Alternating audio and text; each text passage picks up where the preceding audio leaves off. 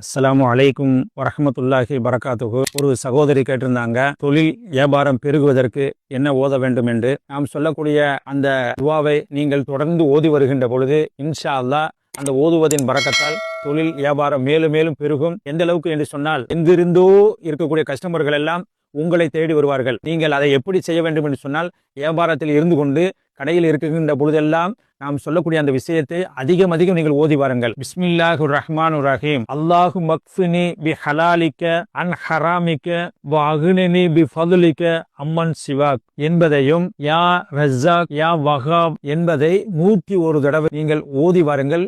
தொழிலில் வியாபாரத்தில் மென்மேலும் வளர்ந்து கொண்டே இருப்பீர்கள். அதிகமான கஸ்டமர்கள் உங்களை நாடி வருவார்கள். அக்கம் பக்கத்தில் கடை இருக்கும், எதிரிலே கடை இருக்கும். ஆனாலும் கூட நீங்கள் ஓதுவதின் பரக்கத்தால் அதிகமான கஸ்டமர்கள் உங்களை நாடி வருவார்கள். சுத்தத்தோடு தொடர்ந்து ஓதி வாருங்கள்.